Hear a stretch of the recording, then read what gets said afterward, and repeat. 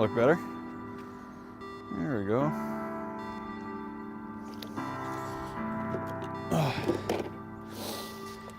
All right guys, what's going on? I'm just cleaning up my bike a little bit right now, but earlier this week I actually got out to Momentum Fitness to talk to Craig Spear about some of the things that you can do indoors to train for the Paris to Ancaster, and again, just to get ready for the bike riding season in general.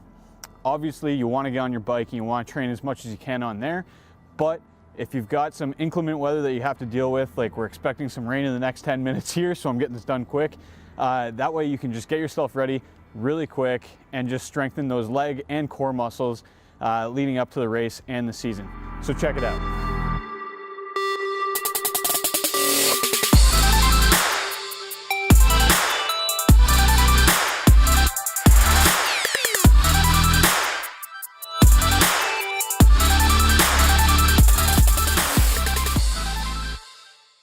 Hey guys, what's going on? It's Josh from Trailheads here, and I'm with Craig Spear from Momentum Fitness, and he's going to be giving us some insider pro tips on how to get ready for the Paris to Ancaster. So Craig, first off, tell us a little bit about the community that you guys have built here at Momentum Fitness. Yeah, thanks Josh. So, we have 4 locations across the city, and the reason why we started Momentum Fitness is we wanted to create an environment where people feel comfortable coming into the gym. A lot of times it's a very intimidating, competitive experience. And so we created smaller boutique spaces where people feel comfortable, and it's just a great vibe. So, yeah. Awesome. So what are we going to be looking at? We're looking at a couple leg exercises and a few core workouts. Again, like you said, to balance some of those crosswinds they might get throughout the race. Yeah, so the great thing is there's 3 exercises. Doesn't matter your ability, whether you're beginner or you're advanced, these are going to make your race that much better. And then there's 2 core exercises. And whether you're getting a cross breeze or a crosswind, or you're stuck behind a bottleneck of riders, you want to have that core strength to be able to manage through those situations. So I'm going to teach you those exercises. So we've got a split squat, and it's a single leg exercise. So what you want to do is put your left foot forward and your right foot back, okay? And then stay nice and tall through your torso. Okay. So you're in a good position here. Actually, you might want to bring this foot back just a little bit. So you have 60% of your weight on your front leg and 40% on the back leg, okay? Then you're just gonna drop your back knee to the ground, stay nice and tall, and then just stand straight up from there. Good, that's 1 repetition. Okay, and then just keep going. Great. You're just going to see how this feels, right? You don't want to start with any weights to start off, just go bare bones? Exactly, so no weights. All we're gonna do is perform 5 to 10 repetitions per leg, and then as you get stronger, you can add a weight. So I've got a dumbbell right there, so if you want to grab that dumbbell, you're getting this tough on me already. You can just hold it in front of you. It doesn't matter how you hold it, just close to your chest. Okay. And then you're just gonna do the same thing. Now even just that 10 pounds can make a difference, right? Yeah. So a couple key pointers. You're never letting that front knee go past your front toe. Okay. Okay, so, and then the back leg, right, is just dropping right to the floor. Right. That's point number 2. And then the last thing is you're always staying tall. Because what can happen is someone can buckle kind of at the torso. So you always wanna stay tall and then keep your core engaged. Perfect. You're natural. So I'm finding the biggest thing for me is to make sure that back leg is far enough out. Because otherwise I'm going over my toe way too much, right? Exactly. Okay. Good point. Okay. Balance is another key component to this. Well, that's the great thing about this exercise. You're not just working the quads and the legs and your glutes, you're working your balance, you're strengthening your core at the same time. And of course, as you know, being on a bike, that's super important. Good. For sure. Okay. All right. So that's your split squat. Okay. So, what's up next? Okay, moving on next, we've got what's called a sit stand. And it's just as it sounds. You're just sitting onto a surface and then standing up. The trick becomes, it's gonna become single leg. So it's a single leg sit stand. So I've got a platform there, and it's at about chair height. Okay. The higher the platform goes, or it could be the edge of your bed or something else that's a little bit higher, the easier the exercise is gonna be, okay? So if you're a beginner, you wanna have something that's a little bit higher, and then as you get stronger, you wanna lower that surface down. Okay, so you're just gonna have a seat on the edge of the surface there. Right on the edge? Yeah, okay. Right. And so try just standing from that position, okay? So you saw you had to kind of bring your weight forward, that's great. You're gonna do the same thing, but you're actually going to do it with 1 leg. Are you leaving the right leg hovering? You are, so you wanna leave that off of the ground, okay? Because that's what's gonna challenge your balance, but also build single leg strength, which is what we want because biking is a single leg dominant sport, okay? From this position, you have to be careful, you have to sit back down, okay? So now you're working your balance on the way down, okay? Great. And then you would just do it again. Nice. Cheated. That's okay. I pushed a bit. That's okay, right?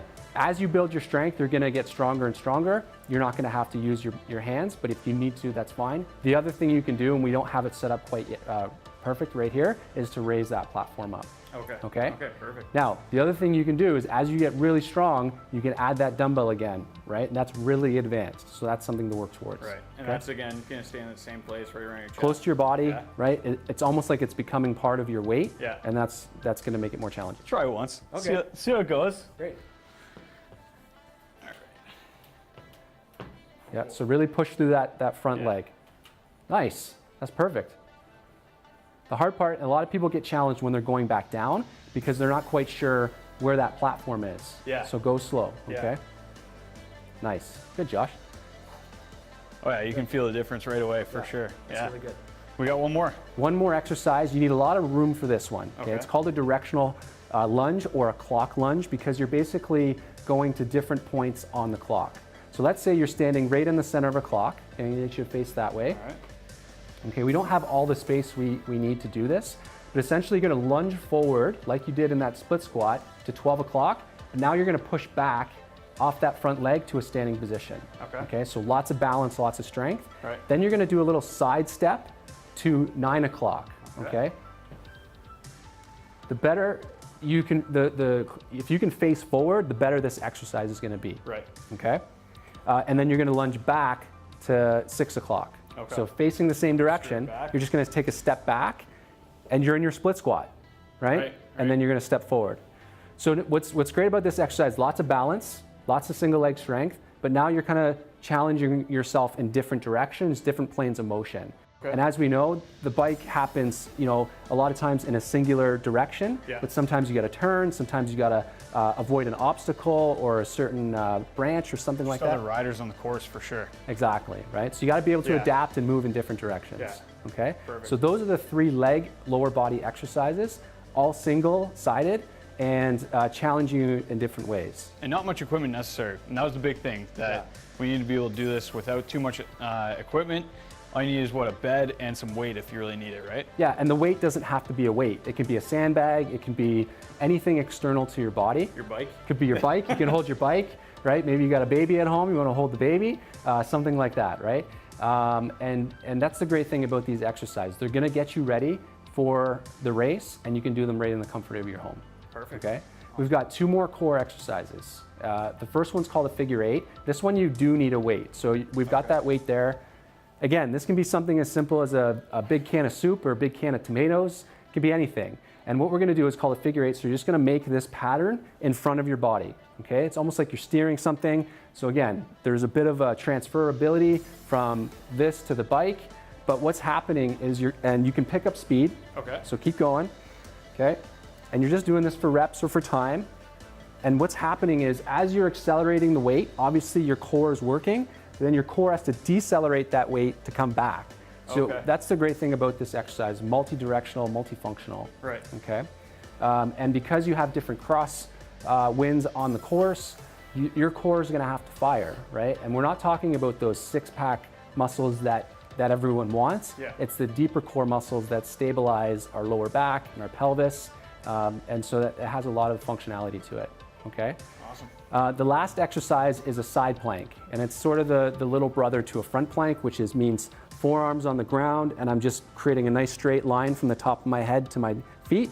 So I'm planking. This one is actually on your side, okay? So it's gonna work your oblique muscles, the muscles that stabilize your rib cage and keep you up nice and tall, okay? So I don't know if we have enough room here to show this on camera, but basically, anyway, so what you're gonna do is you're just gonna kind of lay on the ground, and you're gonna put your forearm, on the ground just like that, and then you're just gonna raise your hip up, and that's your side plank, okay? So this one you're gonna hold for time, 10 seconds, 15 seconds. You can hold it as long as a minute, and basically keep that hip up nice and high, and that top arm can come up to the ceiling. Perfect. And you can see that bit of shaking, that's good. That's a good thing. That means you're working the right muscles that are stabilizing your lower back and your body, okay?